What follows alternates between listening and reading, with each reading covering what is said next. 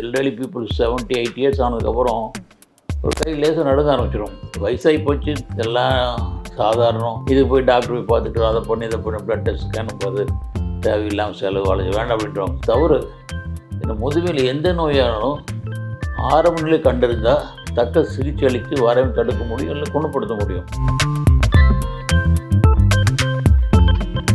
நடுக்கம் பல காரணங்களால் வர்றது. அந்த காரணத்தை கண்டறிஞ்சு அது தக்க சிகிச்சை அளிச்சிங்கன்னா சரியாக போயிடும். உதாரணமாக ஆல்கஹால் நிறைய சாப்பிட்டோன்னா கை நடுக்கம் வரும். இல்லை ஆல்கஹால் வித்ட்ரா பண்ணால் கை நடுக்கம் வரும். ஒரு பார்க்கின்சன் டிசீஸ், அதை பற்றி உங்களுக்கு டீட்டெயிலாக சொல்ல போகிறேன். அது கை நடுக்கும் போது நீட்டாக வராது. கைக்கு தொங்க போட்டுரும் பாருங்கள், ஒரு தம் பீட்டிங், மத்தனம் தட்டுற மாதிரி கோர்ஸாக இருக்கும். தம் பீட்டிங் மாதிரி இருக்கும். இல்லை உத்தராய கொட்டையை சுருட்டுற மாதிரி இப்படி இருக்கும். இப்படி இருப்பாங்க, இப்படி இப்படி கோர்ஸாக இருக்கும். இது கையை தொடையில் வச்சுட்டு இருக்கும்போது வரும்.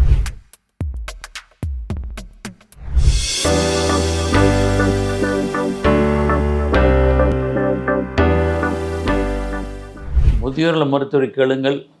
இந்த நிகழ்ச்சியில் மறுபடியும் சந்திப்பதில் நான் மிக்க மகிழ்ச்சி அடைகிறேன். நம்மளுக்கு நிறைய கொஷின்ஸ் வந்துட்டுருக்கு. இந்த வாரம் என்ன கொஷின்ஸ் அப்படின்னு பார்ப்போம். ராமநாதன் ஃப்ரம் மதுரை. வயசு 70 தான். எனக்கு வயது 70 சார். நான் மதுரையில் வசித்து வருகிறேன்.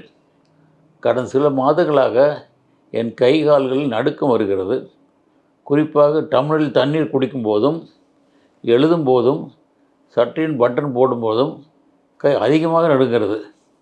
சில நேரங்களில் நடக்கும் போதும் கால்கள் நிலையாக இல்லை என்று தோன்றுகிறது.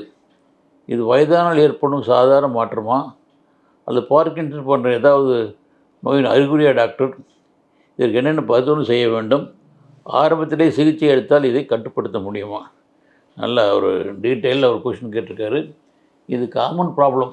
எல்டர்லி பீப்புள் 70-8 இயர்ஸ் ஆனதுக்கப்புறம் ஒரு கை லேசாக நடுங்க ஆரம்பிச்சிடும். என்ன நினைக்கிறாங்கன்னா, வயசாகி போச்சு, இதெல்லாம் சாதாரணம். இது போய் டாக்டர் போய் பார்த்துட்டு அதை பண்ணி இதை பண்ணி ப்ளட் டெஸ்ட் ஸ்கேன் போது தேவையில்லாமல் செலவு அழைச்சி வேண்டாம் அப்படின்றோம். இது தவறு. இந்த முதுமையில் எந்த நோயானாலும் ஆரம்ப நிலை கண்டறிந்தால் தக்க சிகிச்சை அளித்து வரவை தடுக்க முடியும், இல்லை குணப்படுத்த முடியும். இப்போ இந்த ட்ரெமருங்கிறது கைகாலில் நடுக்கத்தை 2 விதம் பிரிக்கலாம். ஒன்று எசென்ஷியல் ட்ரெமர். எசென்ஷியல் ட்ரெமருங்கிறது இந்த வயசான காலத்தில் ஒரு 70 இயர்ஸ் 80 இயர்ஸ் மேலே லேசாக நடுக்கம் வரும். நடுக்கத்தவரை எந்த தொந்தரவும் இருக்காது. ரெண்டாவது செகண்டரி ட்ரெமர். நடுக்கம் பல காரணங்களால் வர்றது. அந்த காரணத்தை கண்டறிஞ்சு அது தக்க சிகிச்சை அளிச்சிங்கன்னா சரியாக போயிடும். உதாரணமாக ஆல்கஹால் நிறைய சாப்பிட்டோன்னா கை நடுக்கம் வரும். இல்லை ஆல்கஹால் வித்ட்ரா பண்ணால் கை நடுக்கம் வரும். ஒரு பார்க்கின்சன் டிசீஸ், அதை பற்றி உங்களுக்கு டீட்டெயிலாக சொல்ல போகிறேன். அதில் நடுக்கம் வரும். சில மருந்துனாலே நடுக்கம் வரும். இந்த ஆஸ்மா கொடுக்குற மாத்திரை, ப்ரெஷர் கொடுக்குற மாத்திரைனால அதனால வரும். சில பேர்த்துக்கு சில டேப்லெட்ஸு, ஸ்லீப்பிங் டேப்லெட்ஸு, இல்லை சைக்காட்ரிக் டேப்லெட்ஸ்னால நடுக்கம் வரும். இப்போ டிசீஸ் எடுத்துட்டோம்னா தைராய்டு டாக்சிகோசிஸ், தைராக்சின் நீர் அதிகமாக சுரந்துன்னா அப்போ நடுக்கம் வரும். ஒரு சில பேர் ஆன்சைட்டி, டென்ஷன்லேயே இருப்பாங்க, அதனால் வரும். இதெல்லாம் பல காரணங்களால் வர நடுக்கம். இது செகண்டரி ட்ரெமர்னு சொல்லுவோம். இது இல்லாமல் இன்னொரு குரூப்னு சொன்னதான் எசென்ஷியல் ட்ரெமர். காரணம் எதுவும் கிடையாது. நான் ஹெல்த்தி ஓல்ட் பீப்புள், சுகர் கிடையாது, ஒன்றுமே கிடையாது. 70-8 இயர்ஸ் ஆனதுக்கப்புறம் லேசாக நடுக்கம் வரும். இதுதான் எசென்ஷியல் ட்ரெமர், பினைன் ட்ரெமர் சொல்லுவோம். இது எப்படின்னா, இந்த ட்ரெமர் சாதாரணமாக கை வச்சுட்டு இருந்தாருங்க, ஒன்றுமே இருக்காது. கை இப்படி நீட்டினாருன்னு வச்சுங்க, அப்படி லேசாக நடுக்கம் வரும். இது பேங்கில் செக்கில் கையெழுத்து போடும்போது நடுக்கம் வரும். ஒரு 4 பேர் கூட்டமாக இருக்கும்போது ஒரு டீ காஃபி சாப்பிடும்போது நடுக்கம் வரும். ஸோ இது என்ன பண்ணுவாங்க, மெய்யான கூட்டத்துக்கு அவாய்ட் பண்ணுவாங்க. கூட்டத்தில் உடனே டீ சாப்பிட மாட்டாங்க, தே வில் அவாய்ட். ஸோ இதுதான் எசென்ஷியல் ட்ரெமருடைய மெயின். இது கையை ஸ்ட்ரெச் பண்ணால் ஆக்ஷன் ட்ரெமர்னு சொல்லுவோம். இதுக்கு அடுத்தது இந்த பார்க்கின்சன்கிற உதரவாதங்கிற நோய் நடக்கும். அப்படின்னா அது என்டையர்லி டிஃப்ரெண்ட்டாக இருக்கும். ஈஸியாக நம்ம கண்டுபிடிக்கலாம். அது கை நடுக்கும் போது நீட்டாக வராது. கைக்கு தொங்க போட்டிருக்கும் பாருங்கள், ஒரு தம் பீட்டிங், இந்த மத்தனம் தட்டுற மாதிரி கோர்ஸாக இருக்கும். தம் பீட்டிங் மாதிரி இருக்கும். இல்லை உத்தராய கொட்டையை சுருட்டுற மாதிரி இப்படி இருக்கும். இப்படி இப்படி இருப்பாங்க, இல்லை இப்படி அப்படின்றது கோர்ஸாக இருக்கும். இது கையை தொடையில் வச்சுட்டு இருக்கும்போது வரும். கை கொஞ்சம் நீட்டுக்கு கொஞ்சம் பார்க்கலான்னு சொன்னால் அவ்வளோ ட்ரபிள் இருக்காது. ஸோ இதை வச்சு ஈஸியாக நம்ம கண்டுபிடிச்சிடலாம். முதுமையில் வர ட்ரெமர் ஆக்ஷன் ட்ரெமர், கையை நீட்டினா லேசாக வரும், கை வச்சிருக்கும்போது ஒன்றுமே இருக்காது.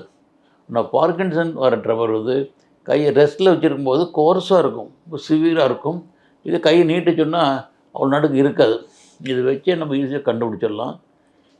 இது இல்லாமல் இந்த நடுக்கு வரவங்களுக்கு பார்க்கின்சன் டிசீஸ் வரவங்களுக்கு அந்த வாயில் வந்து நடுக்கும், அதனோட குரல் மாறும், கொணன்னு பேசுகிறவங்க. ஒரு மூஞ்சிலேருந்து ஸ்டிஃபாக இருக்கும், ஒரு மாஸ்க் போட்ட மாதிரி, ஒரு முகமூடி அணிஞ்ச மாதிரி, எந்த எக்ஸ்பிரஷனும் இருக்காது. ஒரு இந்த சலைவேஷன் நிறைய வந்துட்டுருக்கும். இது இல்லாமல் நடக்க சொன்னோம்னா ரொம்ப ஸ்டிஃப்னஸ், பாடி ரிஜிட் பாடி, அவன் ரொம்ப நடக்க முடியாது. இந்த சிம்டம்ஸ் எதுவுமே இருக்காது முதுகில் வர்றது சாதாரண நடக்கு தான்.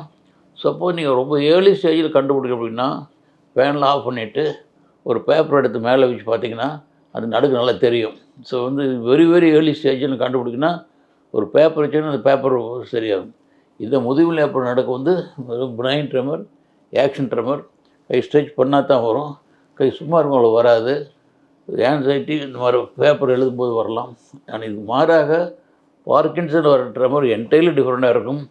சும்மா கையை வச்சுட்டு இருக்கும்போதே வரும், ரொம்ப கோர்ஸாக இருக்கும், அதில் பேச்சு மாறும், சலிவேஷன் வரும், பாடி ஸ்டிஃப்னஸ் வரும், நிறையா இருக்கும். ஸோ இந்த ஏஜிங் ட்ரெமருக்கு ட்ரீட்மெண்ட் இருக்குது. சில பேர் முதல்ல அந்த புக்கில் எழுதுறாங்க, கொஞ்சம் ஆல்கால் கொஞ்சம் சாப்பிட்டா அந்த ட்ரெமர் குறைஞ்ச அப்படிம்பாங்க. இப்போ நான் அதே நீங்கள் பழக்கப்படுத்தி வேண்டாம், அது சும்மா ஒரு மெசேஜாக சொல்கிறேன். அதுக்கு நிறைய ட்ரக்ஸ் எல்லாம் வந்திருக்கு. இப்போ பீட்டா பிளாக்கன் ட்ரக்ஸு, இந்த மென்டல் இல்னஸ் ட்ரக்ஸ், நிறைய ட்ரக் வந்திருக்கு. இந்த ட்ரெமர் குறைச்சிட முடியும். ஸோ முதுமையில் ஒரு ட்ரெமர் வந்து கைகள் நடுக்க வந்ததுன்னா நீ உடனே போய் டாக்டர் கன்சல்ட் பண்ணுங்கள். இது முதுமையினால் வர ட்ரெமரா இல்லை வேறு ஏதாவது காரணத்தினால வர ட்ரெமரா? வேறு காரணம் வச்சுங்க, ஆல்கால் நிறுத்தினா போதும், இல்லை ட்ரக்கு வந்து சில ட்ரக்கு குறைச்சா போதும், இல்லை பார்க்கின்சன் டிசீஸ் அதுக்கு தகுந்த மாதிரி வரணும், இல்லை தைராய்டு செகண்டரி ட்ரெமர்ஸ்க்கெல்லாம் ட்ரீட் பண்ண முடியும். இது எல்சன் ட்ரெமருக்கு வந்து அதுக்கும் மருந்து வந்து இருக்குது, ட்ரீட் பண்ண முடியும். ஸோ உங்களுக்கு தெரிஞ்சுக்க வேண்டியது இது சாதாரண முதுமையில் வர ட்ரெமரா இல்லை பார்க்கின்சன் வர ட்ரெமரா, அது தெரிஞ்சுட்டு தகுந்த மாதிரி வைத்தியம் பண்ணால் நம்ம நடுக்கம் இல்லாமல் நம்ம நலவை வாழ முடியும். நன்றி, வணக்கம்.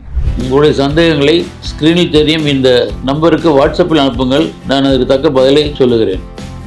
இது பூங்காற்று, நாளைய நல்வாழ்விற்கான வழிகாட்டி. தொடர்ந்து இந்த மாதிரி வீடியோக்களை பார்க்க பூங்காற்று சேனல் சப்ஸ்கிரைப் பண்ணுங்கள்.